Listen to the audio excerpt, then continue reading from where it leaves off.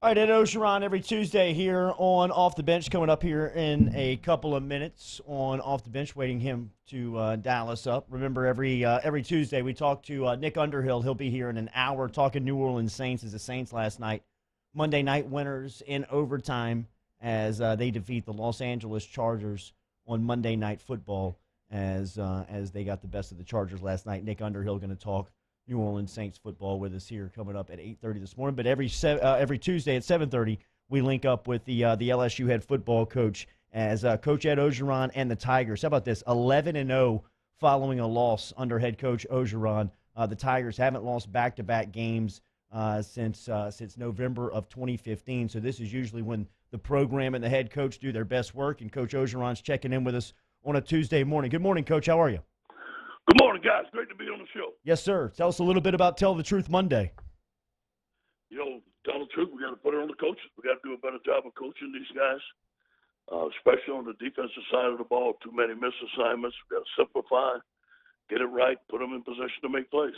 How's the communication been between you and Bo Pelini over the last couple of days since Saturday and going into preparation for this weekend? Outstanding. It's been great. He and I have a great relationship. He realizes things that we got to get fixed. We sat down Sunday. We watched every play. I told him, give me a solution. What's wrong? How we're going to fix it? And we started working on it. Yeah, Coach, and so that type of film is always tough to watch. What were the solutions that y'all came up with in those meetings? One thing is to simplify, not have as many checks, and if we do have checks, make sure that we having the proper singles so everybody can get it. Coach, and even though there is a lot to fix, there is some good on that defense as well. One guy who stood out to me thus far has been B.J. Ujulari. I know we talked about him a lot in the offseason. He has another big sack force fumble. What have you seen out of the freshman number 8 so far? He's coming, and we've been impressed with B.J. Ever since he showed up on campus. An excellent young man. He's a 4.0, a grade point average. He's smart. Very quick off the edge. He's going to be an excellent pass rusher for us. So you talk about kind of processing the loss. You've gotten in the film room. You've gotten with the coaches now. You and the team have broken it down. This is kind of the turn to page day. What is goal number 1 at practice today here on Tuesday? The Florida Gators. We can't let Missouri beat us twice. Well, there's 24-hour rule yesterday. We covered it. We made the mistakes. We corrected the mistakes. Now we're going forward to Florida. It's a big week for us. What is it about these Gators that pose the biggest test? Obviously, Dan Mullen's a great game day caller. Kyle Trask, Collie Pitts, the receiver, tight end is outstanding. They're physical up front, and they got a very, very agile defense. They're not playing the defense that they used to play, but I know against us they're going to play great. This is a group with great athletes, just like we have, great coaches. It's going to be a great challenge. Are you preparing for crowd noise? I mean, do you anticipate them to be capacity this weekend? We are preparing for crowd noise. I promise you that. What about preparing for Kyle Pitts? I know you alluded to him there, and I'm not saying, tell us how you're going to do it, but in terms of options that you think you have on the table, how do you – I guess Arik Gilbert gives you a good look. How do you stop an elite tight end? Yes. First of all, you got to know where he's at. All right? You got to know where he's at and who he's going to be on. And we can't have any mismatches there. And so Dan's good at moving him around and getting mismatches. If we have to double him, I think we should have a plan to double him. I don't know if we will yet, but it's early in the game plan. What about as far as the team goes, what's been your messaging to the team as you do try to turn the page to Florida to get them focused on Saturday? Stay together. I ask them, stay together, keep on working hard. I challenge the coaches to coach them better, but we need to stay together. What's the status of Ed Ingram right now, Coach? He's ready. Okay, he'll be ready to go. He's ready to go. I think he should be ready to go. Yeah, I think he should be ready. And in terms of running the ball, obviously guard and Ingram's skill set, that's massive. Is that something that you want to get going more, like in terms of short yardage and just more of a ground game to support the passing game this weekend? Yeah, especially on first down, especially on the goal line. Come on, man. Hey, let's be real. We got less than a yard to go on 4 downs. We should be able to punch it in. We didn't.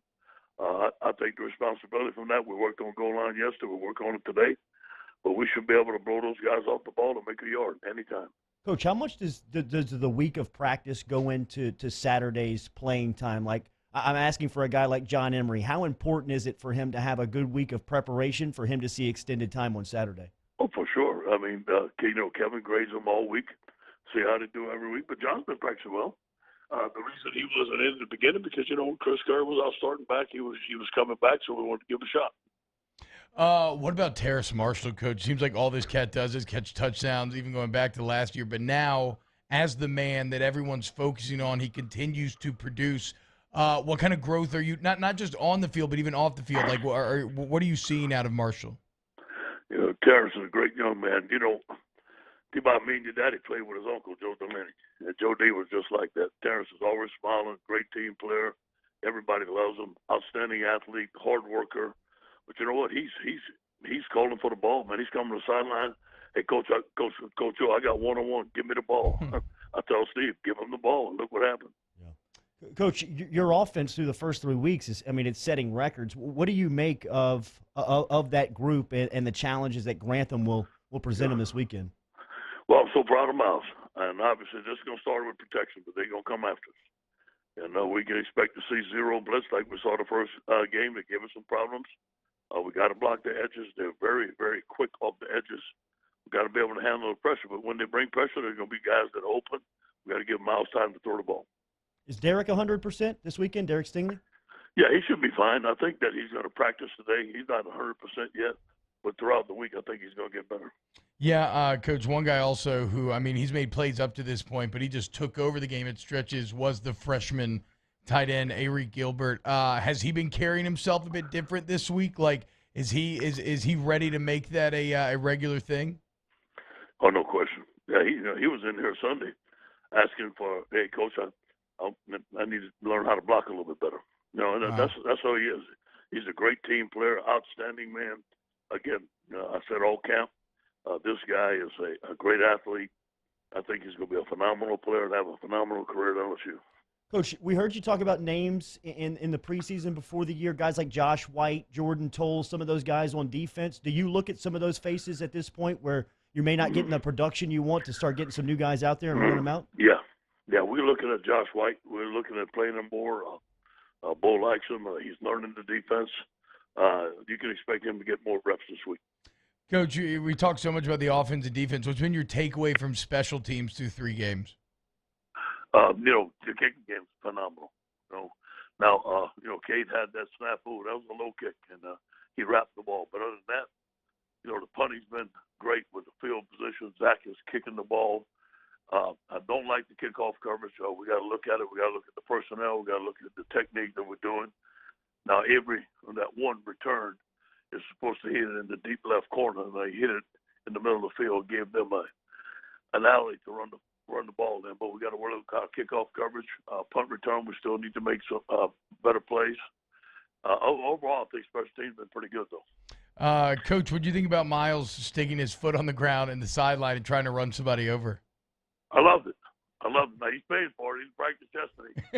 but look, Jack told me, hey. At halftime, he said, look, Myles' hips is hurt. But just like Joe, he went in there and didn't blink and had a great second half. So is this like one of those situations where you're like, okay, that was good, you proved it, now get out of bounds? Yeah, that's right. That's right. But we were all waiting for it. We all had the question, is he going to take a hit? And I thought he could, but, he hadn't taken a hit in the game yet. Now he's going to get hit again this week, so he's going to have to do it time and time again. Coach, who is next man up at quarterback? Those guys are tied. They've been rotating. Max Johnson and T.J. Finley have been playing phenomenal. It all depends how the game is going. If we're getting a lot of pressure, we're going to put one guy in. If we're not getting pressure, we're going to put the other guy in. It all depends what the defense is going to do us. So, Coach, you talk about preparing for crowd noise. Last one here on the way out. What do you think? If you're looking at a full swamp or even close to a full swamp, what are the keys to having success in that type of environment? The first time, T-Bob, we went down there, I didn't have Joe ready. As you played Florida, and LSU is a big rival. And my first year, we got in a fight before the game and stuff like that. I cannot allow any of that to happen. That's not where the game is going because you lose control. So we can't get too emotional. We got to be ready to go. We got to be poised. We going in the opposing stadium. But you know what? Sometimes they can beat the advantage. We haven't heard a crowd yet. I think the energy of the stadium is going to fuel our players, so it could be an advantage for us. Tigers have won 2 of the last 3 versus Florida, and they are 7-3 in their last 10. It will set up to be a battle this weekend in the Swamp as Coach Ed Orgeron gets his group prepared. We always thank you for the time, Coach. We'll talk to you next week. I got it. Go Tigers. Yes, sir. There we